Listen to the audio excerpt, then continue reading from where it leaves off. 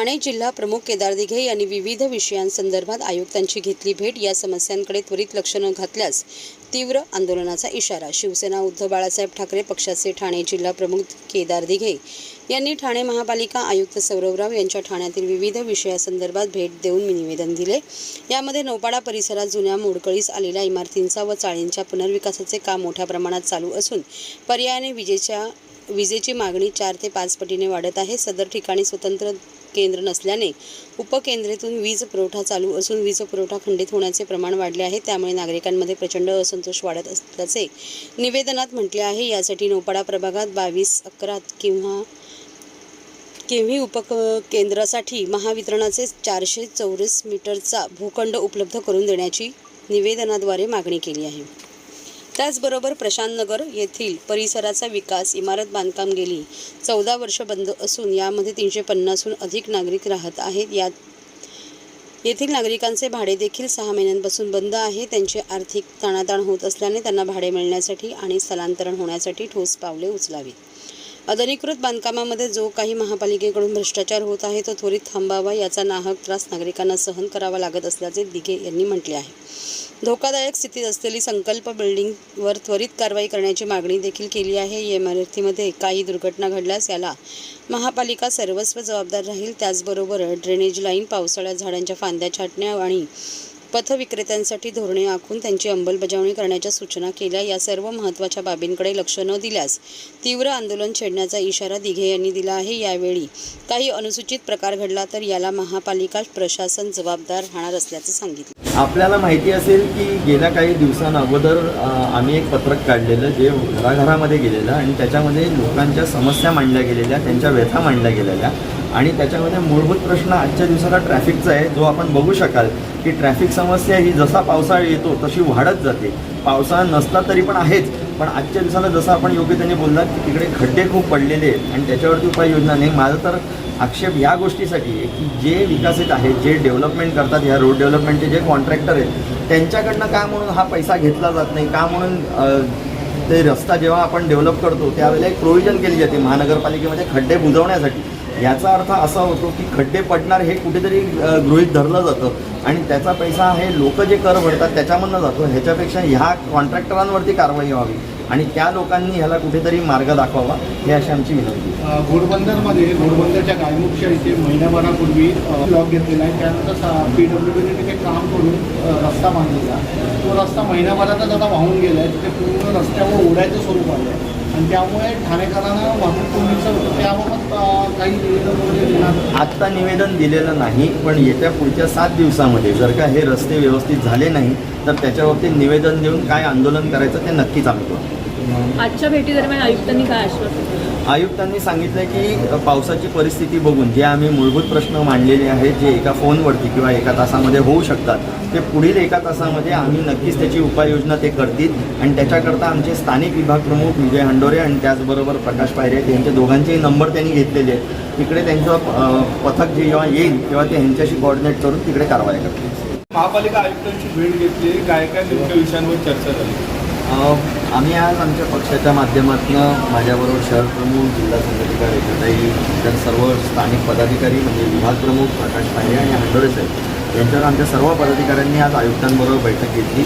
विषय मूळतः आपल्याला माहिती असेल की ठाणे शहरामध्ये अनेक प्रश्नांना नागरिक इथले सामोरे जात आहेत, पण खास करून आज नौपाडा क्षेत्रामध्ये जे विविध प्रश्न आहेत ते घेऊन आम्ही इकडे आलेलो।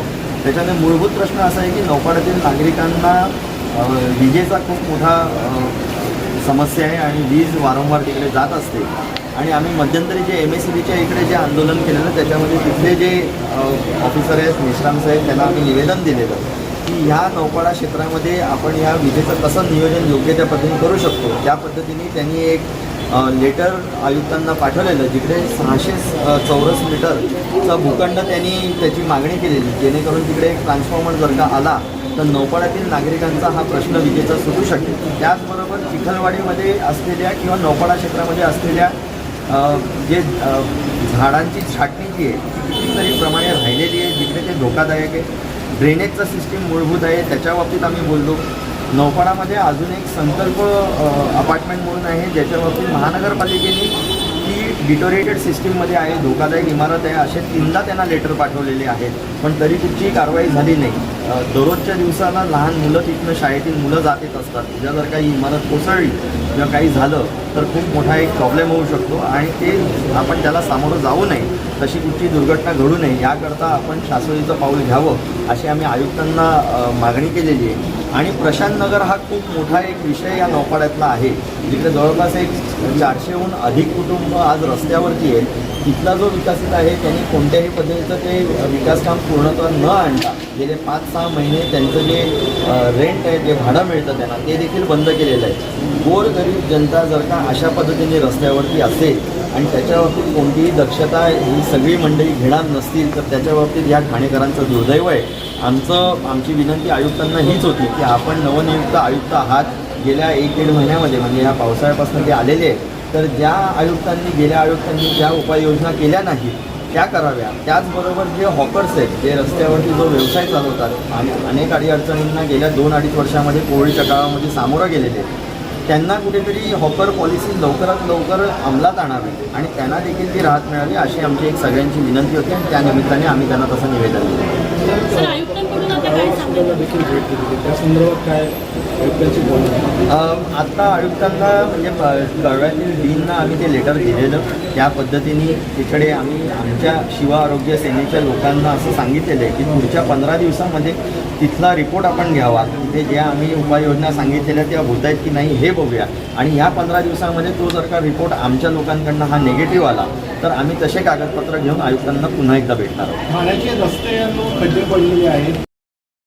सर्व नागरिकांना आवाहन करण्यात येत आहे की सध्या डासांमार्फत पसरणाऱ्या डेंग्यू या आजाराचा प्रसार रोखण्यासाठी प्रत्येकाने पुढील प्रमाणे कार्यवाही करावी. डेंग्यू आजार एडिस इजिप्ती हा डास चावल्याने होतो. या डासांची पैदास साचलेल्या किंवा साचवलेल्या स्वच्छ पाण्यामध्ये होते.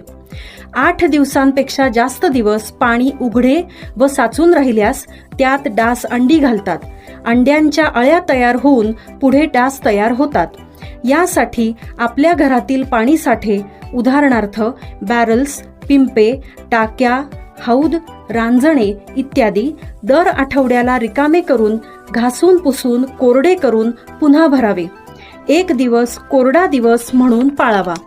पाणी साठ्यांना घट्ट झाकणे बसवावीत किंवा जुनी साडी, चादर, धोतर यांनी बांधून झाकून ठेवावीत, म्हणजे डास त्यात जाऊन अंडी घालणार नाहीत.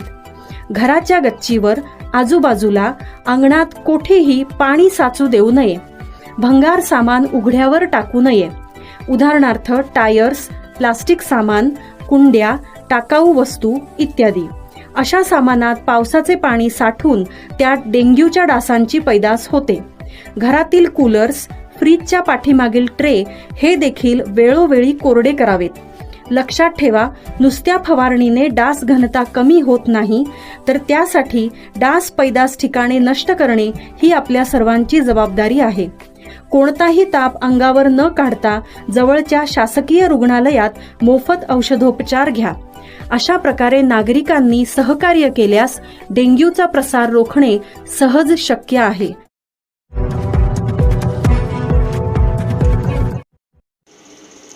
आनंद विश्व गुरुकुल आयोजित भात लावणी उपक्रम व छोटा कमांडो प्रशिक्षण यशस्वीरित्या संपन्न. शारदा एज्युकेशन सोसायटी संचलित आनंद विश्व गुरुकुल ठाणे आयोजित भात लावणी व छोटा कमांडो प्रशिक्षण शनिवार दिनांक 13 जुलै 2024 व रविवार दिनांक 14 जुलै 2024 या ठिकाणी मुक्काम सावरोली, सोगाव, शहापूर या ठिकाणी आयोजित केले होते.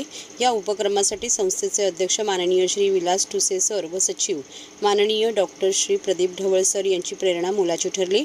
शाळेच्या मुख्याध्यापिका डॉक्टर सौ वैदेही कोळंबकर यांच्या मार्गदर्शनाखाली इयत्ता 4थी ते 8वीच्या विद्यार्थ्यांनी या उपक्रमात सहभाग घेतला. यावेळी शाळेच्या समन्वयिका सौ स्वराली माने, व्यक्तिमत्व विकास विभागाच्या समन्वयिका सौ मयुरा गुप्ते मॅडम, शिक्षक, आर्मी विंग्स संस्थेचे प्रशिक्षक व शिक्षकेतर कर्मचारी उपस्थित होते. उपक्रमाच्या पहिल्या दिवशी मुलांनी प्रत्यक्ष शेतावर जाऊन भात लावणी करण्याचा अनुभव घेतला. रिमझिम पावसात भिजण्याचा, नदी, मोठे ओढे, सर्वदूर पसरलेली हिरवळ पाहण्याचाही आनंद घेतला. तसेच एकत्रितपणे स्वयंपाक बनवण्याचा अनुभव घेतला. यावेळी मुलांच्या चेहऱ्यावर एक वेगळंच हसू जाणवलं. उपक्रमाच्या दुसऱ्या दिवशी मुलांना आर्मी विंग्स संस्थेच्या प्रशिक्षकांनी धनुर्विद्या, रायफल शूटिंग, अडथळा शर्यत आणि वेगवेगळ्या शारीरिक प्रशिक्षण दिले. ग्रामीण जीवन जवळून पाहता आलं. तसंच गावातील राईस मिल दाखवण्यात आली व त्याविषयी माहिती देण्यात आली. संस्थेच्या सर्व पदाधिकारी, शाळेच्या मुख्याध्यापिका, समन्वयिका, सर्व शिक्षक, प्रशिक्षक, पालक, शिक्षकेतर कर्मचारी या सर्वांच्या सहकार्याने हा 2 दिवसीय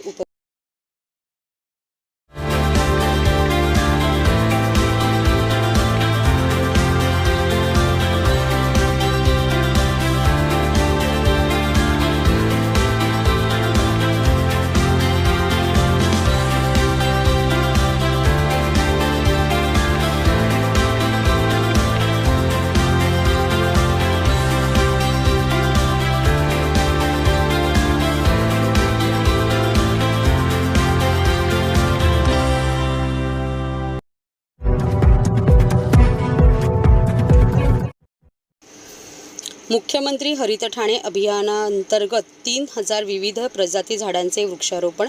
ठाणे महापालिकेच्या सर्व प्रभाग समिती कार्यक्षेत्रात पार पडला वृक्षारोपण कार्यक्रम. महापालिका आणि खाजगी जमिनींवर लावण्यात आली झाडे.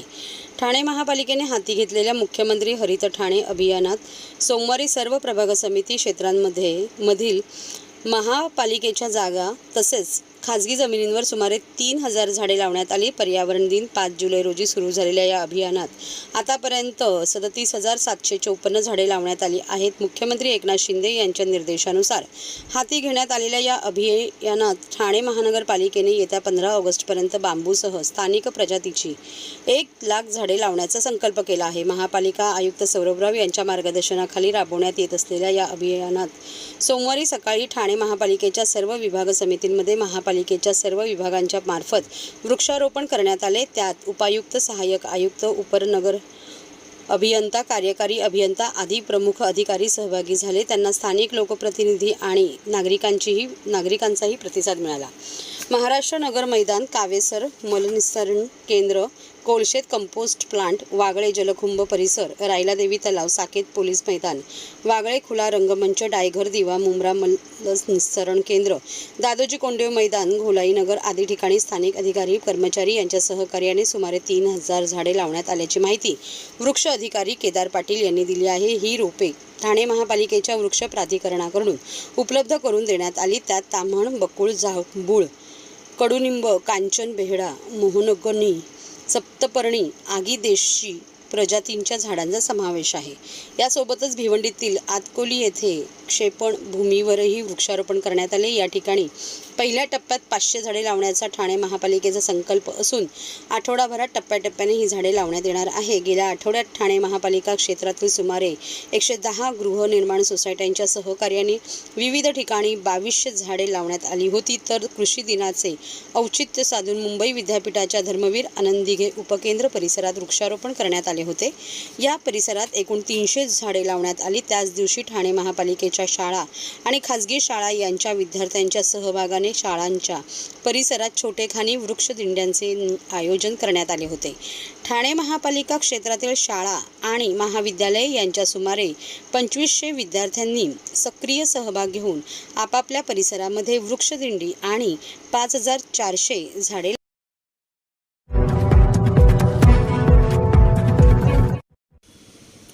नाविन्यपूर्ण योजनेमधून आरोग्य व शिक्षण विभागावर निधी खर्च करणार पालकमंत्री शंभूराज देसाई. ठाणे जिल्ह्याला वाढीव भरघोस निधी मंजूर. नाविन्यपूर्ण योजनेमधून आरोग्य व शिक्षण विभागावर खर्च करणार असून ठाणे जिल्ह्याला सन 2024-25 या आर्थिक वर्षामध्ये भरघोस वाढीव निधी मंजूर झाला आहे, असे प्रतिपादन शनिवारी राज्य उत्पादन शुल्क तथा पालकमंत्री ठाणे श्री शंभूराज देसाई यांनी जिल्हा नियोजन समितीच्या आढावा बैठकीनंतर पत्रकारांशी बोलताना केले. यावेळी सार्वजनिक बांधकाम मंत्री रवींद्र चव्हाण, खासदार डॉक्टर श्रीकांत शिंदे, श्री नरेश म्हस्के, विधान परिषद सदस्य निरंजन डावखरे, शिक्षक आमदार श्री म्हात्रे, आमदार डॉक्टर बालाजी केणीकर, गीता जैन, संजय केळकर, प्रमोद पाटील, किसन कथोरे, कुमार आयलानी, दौलत दरोडा, जिल्हा नियोजन समितीचे सदस्य जिल्हाधिकारी अशोक शिंगारे, मुख्य कार्यकारी अधिकारी रोहन घुगे, जिल्हा नियोजन अधिकारी श्री वैभव कुलकर्णी, सर्व महापालिका आयुक्त, सहाय्यक जिल्हा नियोजन अधिकारी श्रीमती संगीता पाटील तसेच विविध शासकीय विभागाचे अधिकारी यावेळी उपस्थित होते. ठाणे जिल्हा नियोजन समितीची बैठक संपन्न झाली. सन 2023-24 मधल्या खर्चाचा आढावा आणि सन 24-25 मधल्या जो उपलब्ध नियतव्यय आहे त्या उपलब्ध नियतव्ययाच्या खर्चाचं नियोजन या बाबतीतली प्रामुख्यानं चर्चा आजच्या बैठकीमध्ये झाली. माननीय मंत्री महोदय रवींद्र चव्हाण साहेब या बैठकीला होते. खासदार डॉक्टर श्रीकांत शिंदे साहेब, सर्व खासदार मस्के साहेब आणि इतर सर्व माननीय आमदार महोदय या बैठकीमध्ये उपस्थित होते. आपण या वर्षीचं नियोजन जे 24-25चा जो नियतव्यय आहे तो राज्यातल्या दुसऱ्या क्रमांकाचा मोठा नियतव्यय आहे.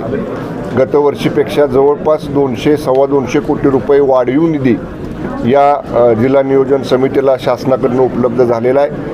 त्याच्याबद्दल पालकमंत्री म्हणून माननीय मुख्यमंत्री शिंदे साहेबांचे, फडणवीस साहेबांचे आणि माननीय अजितदादांचे मी पालकमंत्री म्हणून आभार मानतो. अत्यंत काटेकोर नियोजन या वर्षीच्या खर्चाचा आपण केलेला आहे.